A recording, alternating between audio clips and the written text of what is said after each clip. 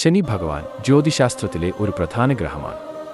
എന്നാൽ ഭയത്തിൻ്റെയും ആകാംക്ഷയുടെയും നിഴലിലാണ് പലപ്പോഴും ഈ ദൈവം ചിത്രീകരിക്കപ്പെടുന്നത്. ശനിദേവനെക്കുറിച്ചുള്ള ചില സുപ്രധാന കാര്യങ്ങൾ നമുക്ക് അടുത്തറിയാം. ജ്യോതിഷത്തിൽ ശനിഗ്രഹം കർമ്മം, നീതി, അച്ചടക്കം, കാലം, കഠിനാധ്വാനം എന്നിവയുടെ കാരകനാണ്. ഒരു വ്യക്തിയുടെ ജാതകത്തിലെ ശനിയുടെ സ്ഥാനം അവരുടെ ജീവിതത്തിലെ ഉയർച്ച താഴ്ചകളെയും സ്വഭാവത്തെയും നിർണ്ണയിക്കുന്നതിൽ പ്രധാന പങ്കുവഹിക്കുന്നു. ശനിദേവന്റെ ജനനത്തെക്കുറിച്ച് പല ഐതിഹ്യങ്ങളുണ്ട്. അതിലൊന്ന് ഇപ്രകാരമാണ്: സൂര്യദേവന്റെ പത്നിയായ സംജ്ഞാദേവിക്ക് അദ്ദേഹത്തിന്റെ അമിതമായ തേജസ് സഹിക്കാൻ കഴിഞ്ഞിരുന്നില്ല. അതിനാൽ തന്റെ നിഴലിൽ നിന്ന് ഛായാദേവിയെ സൃഷ്ടിച്ച് താൽക്കാലികമായി ഭർത്താവിന്റെ അടുക്കൽ താമസിക്കാൻ ഏൽപ്പിച്ചു. ഛായാദേവിക്കും സൂര്യദേവനും ജനിച്ച പുത്രനാണ് ശനിദേവൻ.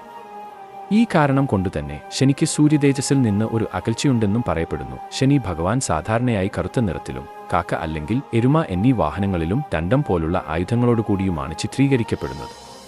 കാക്ക നീണ്ട കാഴ്ചയുടെയും സൂക്ഷ്മ നിരീക്ഷണത്തിന്റെയും പ്രതീകമാണ്.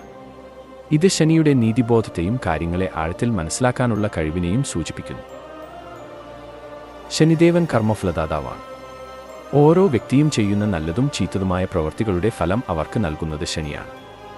ശനിദോഷം എന്നത് ഒരു ഗ്രഹം ഒരു പ്രത്യേക രാശിയിൽ സഞ്ചരിക്കുന്ന ഒരു കാലഘട്ടമാണ്. ഈ സമയം വ്യക്തിയുടെ കർമ്മങ്ങൾക്കനുസരിച്ച് ബുദ്ധിമുട്ടുകളോ നേട്ടങ്ങളോ ഉണ്ടാകാം. ഇത് ഒരു ശിക്ഷയല്ല, മറിച്ച് തെറ്റുകൾ തിരുത്തി നല്ല ജീവിതം നയിക്കാനുള്ള ഒരവസരമാണ്. ശനിദേവനെ പ്രീതിപ്പെടുത്താൻ ചില ലളിതമായ വഴികളുണ്ട്. എള്ളെണ്ണ വിളക്ക് കത്തിക്കുക, കറുത്ത എള്ള് ദാനം ചെയ്യുക, നീതിയും ധർമ്മവും പാലിക്കുക, കഠിനാധ്വാനം ചെയ്യുക എന്നിവ പ്രധാനമാണ്. ശനി ക്ഷേത്രങ്ങളിൽ പോയി പ്രാർത്ഥിക്കുന്നതും ദോഷങ്ങൾ കുറയ്ക്കാൻ സഹായിക്കും എന്ന് വിശ്വസിക്കപ്പെടുന്നു. അതിനാൽ ശനി ഭഗവാനെ ഭയപ്പെടാതെ നിങ്ങളുടെ കർമ്മങ്ങളിൽ വിശ്വസിച്ച് മുന്നോട്ട് പോകുക. നീതിയും സത്യസന്ധതയുമുള്ള ജീവിതം നയിക്കുന്നവരെ ശനി എപ്പോഴും അനുഗ്രഹിക്കും.